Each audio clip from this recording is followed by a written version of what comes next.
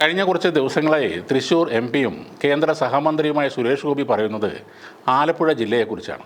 സ്വന്തം മണ്ഡലമായ തൃശൂരിനെ കടത്തിവെട്ടുന്ന തരത്തിലുള്ള സ്നേഹമാണ് ഇപ്പോൾ അദ്ദേഹം ആലപ്പുഴയോട് കാണിക്കുന്നത്. ഇനി തൃശൂരിൽ വിജയസാധ്യത ഇല്ലെന്ന് കണ്ടിട്ട് BJP തോറ്റ മണ്ഡലങ്ങളിൽ ഏറ്റവും കൂടുതൽ വോട്ടുകൾ ലഭിച്ച ആലപ്പുഴയുടെ മേലൊരു നോട്ടം അദ്ദേഹത്തിനുണ്ടോ എന്നുമൊരു സംശയം പലർക്കുമുണ്ട്. എയിംസ് ആലപ്പുഴയ്ക്ക് നൽകാൻ അദ്ദേഹം കാണിക്കുന്ന താല്പര്യമാണ് ഇപ്പോൾ ചർച്ചയായി മാറുന്നത്.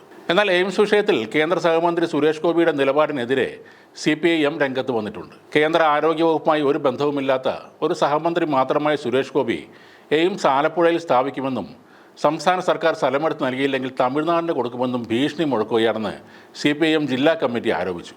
അതേപോലെ സുരേഷ് ഗോപിയുടെ ഈ പ്രസ്താവന ശുദ്ധ വിവരദോഷമാണെന്ന് CPIയും പറയുന്നുണ്ട്. സുരേഷ് ഗോപിയുടെ പരാമർശം അദ്ദേഹത്തിൻ്റെ പതിവുള്ള വിഡ്ഢിവേഷം കെട്ടലായി മാറുകയാണെന്ന് CPM ആലപ്പുഴ ജില്ലാ സെക്രട്ടറി R നാസർ പറയുന്നു. സുരേഷ് ഗോപി ആലപ്പുഴയുടെ വ്യവസായ രംഗത്തെക്കുറിച്ച് നടത്തിയ പ്രസ്താവന അനുചിതവും അറിവില്ലായ്മയുമാണെന്ന് CPI ജില്ലാ കമ്മിറ്റിയും വിലയിരുത്തി.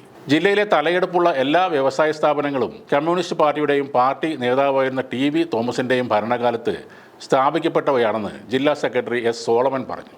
Kerala state drugs and pharmaceuticals, Autokast, coir corporation, Kerala spinners, Coirfed, കയർ തൊഴിലാളികളെ സംരക്ഷിക്കുന്നതിനായി കയർ സഹകരണ സംഘങ്ങൾ എന്നുവേണ്ട ജില്ലയിലെ എല്ലാ വ്യവസായ സ്ഥാപനങ്ങളും കമ്മ്യൂണിസ്റ്റ് പാർട്ടിയുടെ സംഭാവനകളാണെന്നും അദ്ദേഹം പറഞ്ഞു. അതിനിടെ എയിംസ് വിഷയത്തിൽ ആലപ്പുഴ ജില്ലയെ വല്ലാതെ അങ്ങ് പൊക്കുകയും ചെയ്യുന്നുണ്ട് സുരേഷ് ഗോപി. കേരളത്തിലെ ഏറ്റവും വലിയ ജില്ലയാണ് ആലപ്പുഴ എന്നാണ് പുള്ളിക്കാരൻ അടിച്ചുവിട്ടത്. അതുമാത്രമല്ല, ജനസാന്ദ്രത കൂടുതൽ മലപ്പുറത്താണെങ്കിലും കേരളത്തിലെ ഏറ്റവും വലിയ ജില്ല ആലപ്പുഴയാണെന്നും സുരേഷ് ഗോപി പ്രസ്താവിച്ചിരുന്നു. പക്ഷേ യഥാർത്ഥത്തിൽ കേരളത്തിലെ ഏറ്റവും ചെറിയ ജില്ലയാണ് ആലപ്പുഴ എന്നത്. അതേപോലെ ഏറ്റവും ജനസാന്ദ്രത കൂടിയ ജില്ല മലപ്പുറമല്ല.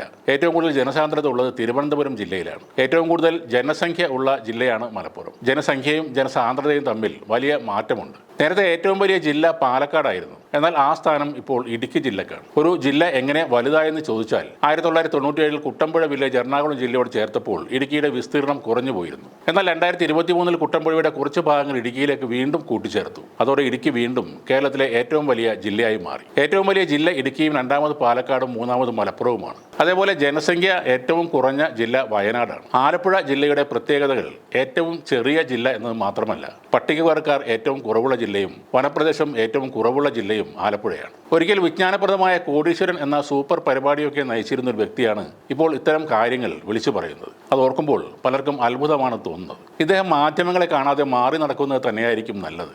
കാരണം ഇത്തരം പ്രസ്താവനകൾ കാരണം ട്രോളുകൾ ഏറ്റുവാങ്ങേണ്ടി വരുമ്പോൾ അദ്ദേഹം പിന്നീട് ആ കോപം തീർക്കുന്നത് മാധ്യമങ്ങളുടെ നേരെയാണ്.